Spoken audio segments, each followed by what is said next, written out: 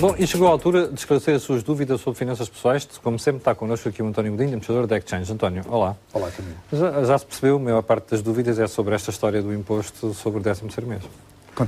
Continuamos na senda de ir ao bolso dos contribuintes. Isto aqui, até agora não houve diferenças. O Estado está mais habituado, como ouvimos aqui antes, está mais habituado, de facto, a aumentar a receita por esta via de cortar, de facto, a sua despesa. Mas, António, primeiro esclarecimento, isto é sobre os valores acima do salário mínimo. Para já o que se sabe é de trabalho dependente e os pensionistas que vão ter uma contribuição de imposto de 50% sobre o chamado 13º mês. Ou seja, só se conta a partir dos 485 euros por mês. Sim, exatamente. Cima, é? Ou seja, aqui é que se aplica os 50%. Os 485 é o salário mínimo. E a partir daí, ou seja, vamos imaginar quem ganha 1.000 euros de salário bruto, o imposto só se aplicará sobre 1.000 menos 485.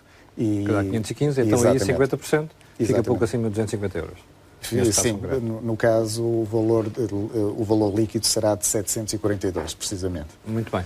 António, primeiro esclarecimento. O segundo é como é que se vai tributar quem, por exemplo, passa recibos verdes? Camilo ainda não sabe ainda como é que será feito. Sabe-se que não serão excluídos nem os chamados recibos verdes, o trabalho independente, nem todo o rendimento gerado em termos, por exemplo, de mais-valias bolsistas. Está dito e está declarado que haverá uma taxação.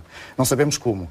Ou seja, provavelmente duas soluções. Uma será uma retenção superior, ou seja, um valor de retenção de imposto superior, ou um pagamento por conta, talvez no início de 2012, não será em dezembro, mas talvez no início de 2012. Só que isso trama depois as receitas têm que entrar no orçamento de Pois, porque a questão de taxar as mais-valias, a diferença entre mais e menos-valias, só se calcula no final do ano, não se pode calcular no final de novembro para se aplicar em dezembro. Portanto, provavelmente isso vai escapar do orçamento, da receita do orçamento deste ano. António, mais perguntas sobre este tema.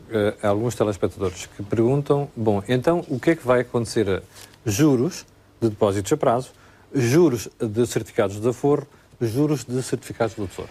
Segundo as declarações do nosso Ministro das Finanças, ainda ontem, vai no sentido de só considerar, para efeitos deste aumento de impostos, ou do imposto extraordinário, todo o que é rendimentos englobados em termos de IRS. Portanto, não entraria... Ou seja, os dividendos e os juros de aplicações ou de produtos financeiros, como os que referiste, à partida não estarão englobados, porque é uma opção do contribuinte englobar ou não no IRS. Pode pagar uma taxa liberatória? Pode não, é sempre obrigado a pagar à cabeça a taxa liberatória, no caso 21,5%. Para juros de depósitos? Para juros de depósitos e para a maioria dos produtos financeiros. Portanto, aquilo que foi dito pelo nosso Ministro das Finanças é que, de facto, só os rendimentos a englobar no IRS seriam alvo desse imposto extraordinário. Portanto, presume-se que não estarão isentos de qualquer imposto extraordinário. E quem tenha vendido ações e que tenha feito mais-valias este ano, também não é tributado?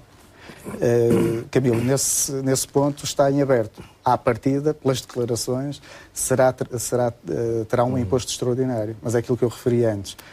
O saldo das mais ou menos valias só se calcula no final mesmo do ano. Portanto, a haver um imposto extraordinário será em 2012, porque eu não estou a ver como é que se pode fazer um imposto extraordinário a meio do ano, quando só se apura o saldo a 31 de 12 de 2011. António, outras questões ainda em relação à tributação, como já se percebeu, isto é a parte extraordinária, porque agora vem aquilo que já tinha sido decidido, que ia aumentar este ano, nomeadamente IVAs e por aí adiante. Pronto, isto tudo acumula e adiciona a todas as medidas dos sucessivos PECs. Não é? António, uma pergunta que uma telespectadora já de certa idade colocou esta manhã, que dizia assim, então, mas porquê é que estão a anunciar agora, sabendo que o 13º só é pago no final de novembro? É melhor ser assim, António?